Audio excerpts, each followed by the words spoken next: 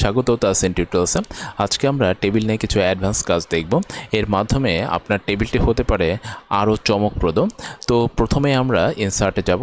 Normally আমরা table নেওয়াটা শিখেছিলাম। প্রথমে আমরা ইনসার্টে যাব, ইনসার্টে গিয়ে টেবিল, এখান থেকে আমাদের অটো সিলেকশন এখান থেকে আমরা নিচ্ছি। ওকে, তাহলে এখানে আমি 1 2 3 4 5 5টা কলাম এবং 1 2 3 4 4টা রো নিয়েছি, তাই না? এখানে 5টা কলাম এবং 4টা রো নিয়েছি। আচ্ছা, প্রথম কথাটা হচ্ছে মাঝে মাঝে এরকম হয় যে আমাদের এখানে এই দুইটা সেকশন, এই দুইটা সেল বলি, এই দুইটা সেলকে আমাদের একটা সেলের প্রয়োজন পড়ে, অপরদিকে এখানে যে সেলগুলো আছে তাদেরকে কিন্তু আবার দুইটার প্রয়োজন পড়ে, তাই না? এরকম কিন্তু হতে পারে, এরকম মাঝে মাঝে প্রয়োজন হয়। তাহলে সেই ক্ষেত্রে আমরা কি করতে পারি? এটাকে মার্জ সেল বলে।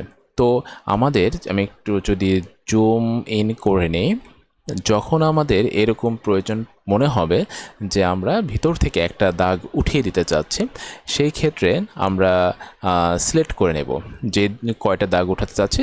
ধরুন আপনি শুধুমাত্র এই দুইটাকে মার্জ করতে চাচ্ছেন। মার্জ মানে হচ্ছে একসাথে করে দিতে হবে। তো মার্জ করতে চাচ্ছেন, তো এটা সিলেক্ট করার পর মাউসের রাইট বাটন এটার উপরে ক্লিক করব। ক্লিক করার পর এই যে আমরা দেখতে পাচ্ছি মার্জ সেলস। মার্জ সেলস দিলেই কিন্তু এই দুইটা একটা মাত্র সেলে রূপান্তরিত হয়ে যাচ্ছে। আবার যদি মনে হয় যে না, আমার সম্পূর্ণ 4টাই লাগবে, সেক্ষেত্রে আমরা যে কটা প্রয়োজন আমি 4টা সিলেক্ট করলাম। সিলেক্ট করার পরে মার্জ সেলস, এই যে 4টাই হয়ে গেল। আবার আমার যদি 3টা প্রয়োজন হয়, আমি 3টা সিলেক্ট করলাম। সিলেক্ট করার পর মার্জ সেলস হয়ে গেল। এভাবে আমাদের প্রয়োজন মতো আমরা এটাকে মার্জ করতে পারি। তো এটা গেল একটা দিক। অপরদিকে আমরা যে কাজটি করব সেটি হচ্ছে শেডিং। এই টেবিলের ভিতরে আমরা শেডিং করতে পারি।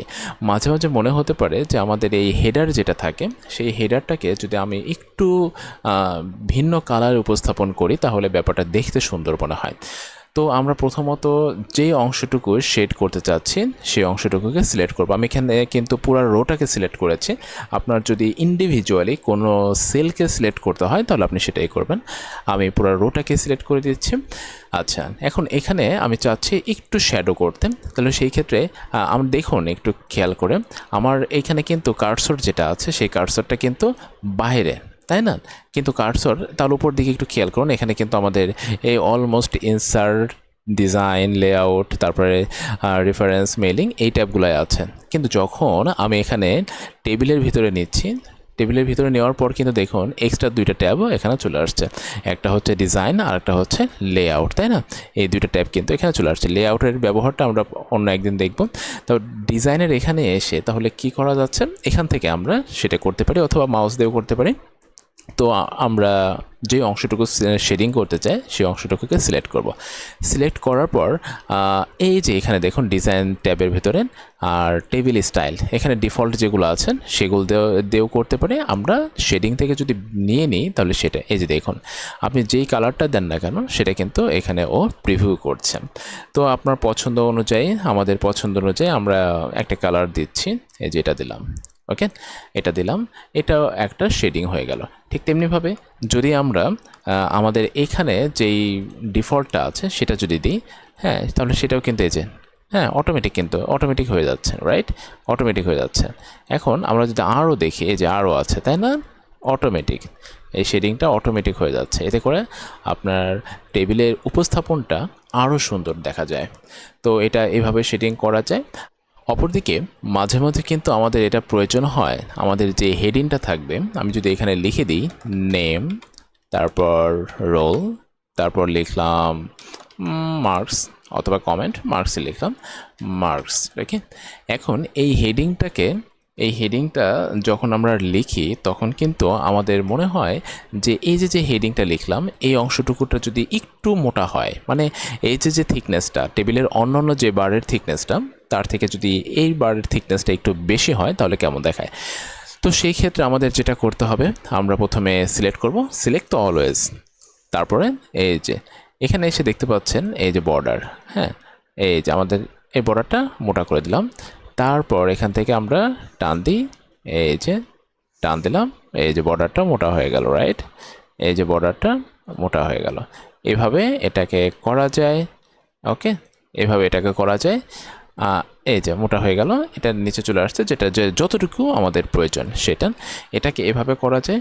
অপরদিকে আমরা যদি এটা সিলেক্ট করার পর মাউসের রাইট বাটন ক্লিক করি, তারপরে হচ্ছে টেবিল প্রপার্টিস, এখান থেকে বর্ডার্স অ্যান্ড শেডিং, এই যে এখান থেকে আমরা এই যে গ্রিড করলাম, গ্রিড করার পর এই যে উইডথটাকে বাড়িয়ে দিলাম এই যে এখানে, তারপর ওকে এবং ওকে, এই যেটাও হয়ে গেল।